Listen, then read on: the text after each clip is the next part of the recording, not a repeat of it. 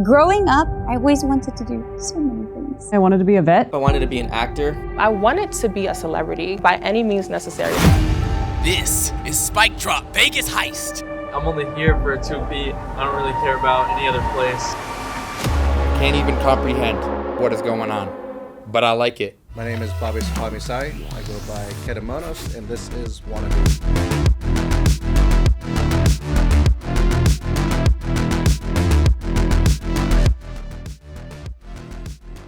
When I was growing up, I wanted to actually be a game designer. My first time playing a video game, I think I was around 4 years old. It was playing on the GameCube with my mom. Can't really be too serious about anything at that age, but when I was 6, I got into Final Fantasy 11, and I really wanted to work on the video game side. But as growing up, I found I liked the competitive energy more, so that's what got me into esports. I was a really big PC gamer back then, but I didn't have the budget to keep PC gaming, so I went to playing a lot of consoles growing up. The Nintendo DS, actually the Game Boy, but I spent a lot of time on the Xbox 360, back in the old Modern Warfare 2 lobbies. My uncle himself was a big gamer, and he's the one that actually got me into the video game space and the entertainment space. So he's the one that took me to all my Comic-Cons when I was growing up and all the PAXs. Right, so going to Comic-Cons at an early age, going to WWE shows at around 9, 10 years old, it was pretty surreal as a kid, right? So, it's something we always wanted to do while growing up, is go to all these big conferences, meet game developers. Well, I had the chance to meet a game developer at Square Enix when I was 15, and that's how I got started in this industry, and I helped them with their Final Fantasy 14. After graduating high school at 18, I went to California to try and find something out there in the video game space. All beknownst to me, Los Angeles is really expensive and you can't really afford that coming right fresh out of high school, so I had to take a step back and go back into the college esports side and event side. I go by Boston, but I was actually born in New Hampshire, right in Newmarket, New Hampshire, a small town, less than a couple thousand people. Small town like Newmarket, our graduating class would have been like 60 people. Middle school and high school were both combined together just because it was that small of a town.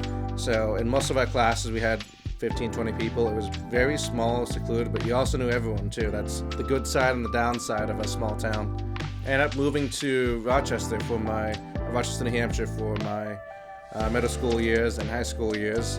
That was a city that actually had a lot more population than Newmarket. I think it was like around, at least I know my graduating class day is around 300, so that's far more than what 60 would have been.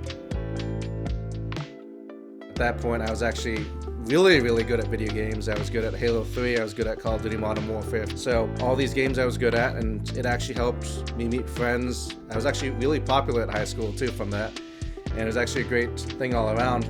In high school, I was known to be the best at World of Warcraft. Someone was like, "Oh, I bet you can't play this game easily." I was like, "Bet."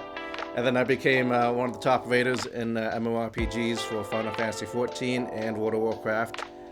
On top of that, I played League of Legends, and then pretty much got to the rank of, back then would have been Grandmaster. Having the background with Square Enix pretty much jump-started my career. Just being able to name drop them and be, hey, I did 3 events with Square Enix at this point in time. It helped open the doors to work in the traditional esports space around Vegas and Boston, which I actually started off in Las Vegas.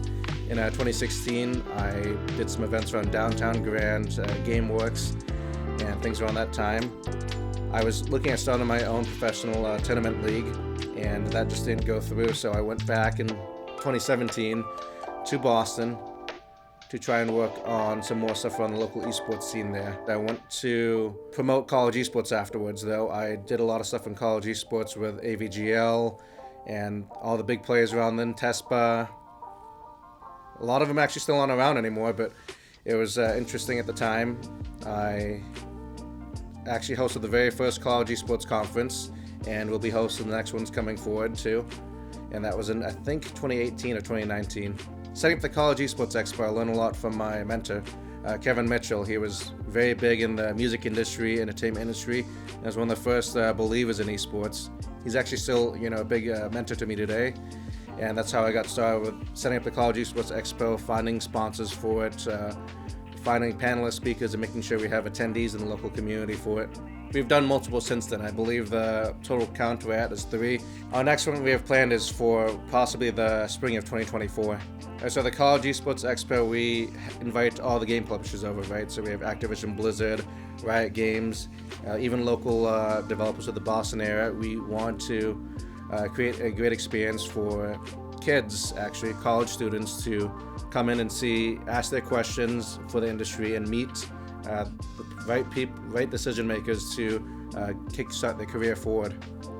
The biggest advice I have for anyone that's trying to get into esports as a career, it's all about who you know. Work with the best mentors you can, find someone you look up to, ask questions, ask a lot of questions actually. We always learn new stuff every day, and social media is very important because that knowledge you put out there and just putting yourself out there as a brand is what brings you into opportunities.